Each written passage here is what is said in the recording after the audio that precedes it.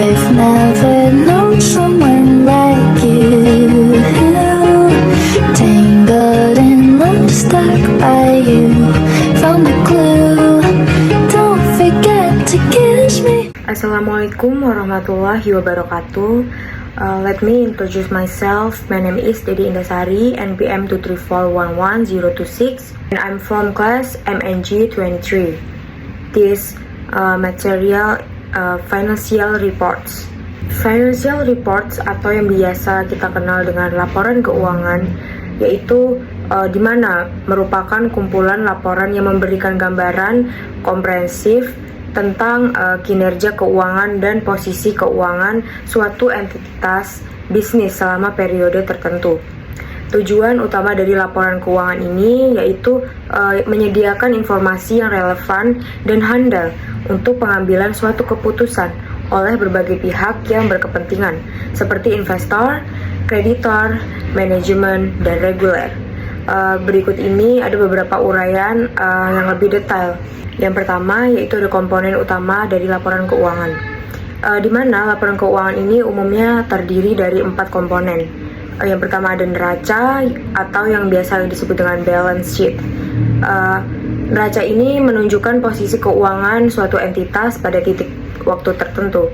Neraca juga menyajikan 3 elemen utama yang terdiri dari aset, yaitu di mana sumber daya ekonomi yang dimiliki dan dikendalikan oleh entitas sebagai hasil dari transaksi masa lalu dan yang diharapkan memberikan manfaat ekonomi di masa depan.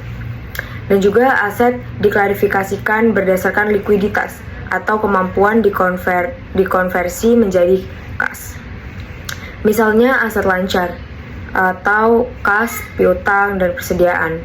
Dan aset tidak lancarnya yaitu tanah, bangunan, dan juga peralatan. Itu juga ada kewajiban, di mana kewajiban saat ini adalah kewajiban yang diharapkan akan diselesaikan dalam 1 tahun atau siklus operasi normal, yang mana yang lebih panjang.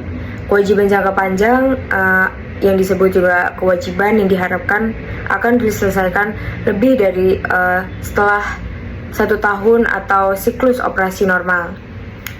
Selanjutnya ada ekuitas atau yang bisa disebut dengan modal, yang dimana selisih antara total aset dan juga total kewajiban menunjukkan kepemilikan atau pemilik atas aset perusahaan setelah dikurangi dengan kewajiban itu sendiri. Untuk perusahaan publik, ekuitas mencakup modal saham dan laba ditahan.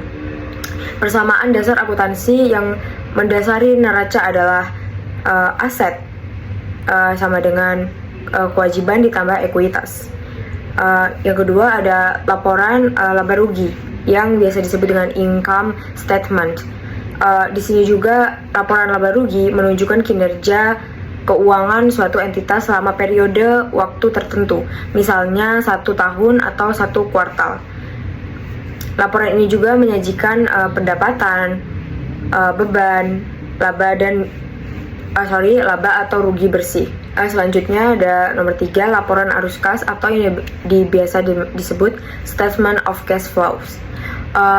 Laporan arus kas ini menunjukkan pergerakan kas masuk dan kas keluar selama periode waktu dalam tertentu.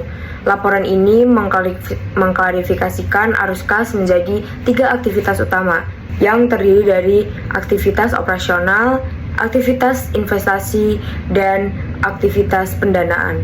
Yang nomor 4 ada laporan perubahan ekuitas atau yang biasa disebut dengan statement of change in equity.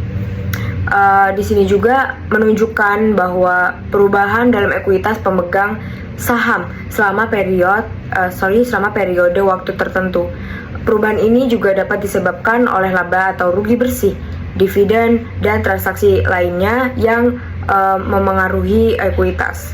Untuk selanjutnya yaitu ada prinsip akuntansi yang berlaku, di mana penyusunan laporan keuangan ini didasarkan pada prinsip-prinsip akuntansi yang diterima secara umum atau PSK, PSAK di Indonesia atau IFRS secara internasionalnya. Prinsip-prinsip ini memastikan konsistensi dan keterbandingan informasi keuangan antar perusahaan. Beberapa prinsipnya yaitu merupakan kunci yang terdiri dari going concern atau kelangsungan usaha, yang dimana asumsi bahwa entitas akan beroperasi secara berkelanjutan dalam jangka waktu yang dapat diperkirakan. Selanjutnya ada accrual basis atau yang biasa disebut dengan basis accrual. Pendapatan dan juga beban dicatat ketika terjadi, bukan ketika kas diterima atau dibayarkan. Selanjutnya ada materiality atau yang biasa disebut dengan materialitas, yang dimana hanya informasi yang material atau berpengaruh signifikan terhadap keputusan dalam penggunanya yang perlu diungkapkan nantinya. Selanjutnya ada konsistensi, yaitu di mana metode akuntansi yang digunakan harus konsisten dari periode ke periode. Selanjutnya ada disclosure atau pengungkapan, yang dimana informasi yang relevan dan material harus diungkapkan secara lengkap dan juga transparan. Kesimpulan dari materi ini bahwa pemahaman yang mendalam tentang laporan keuangan dan analisisnya sangat penting bagi semua pihak yang berkepentingan dalam dunia bisnis dan juga keuangan.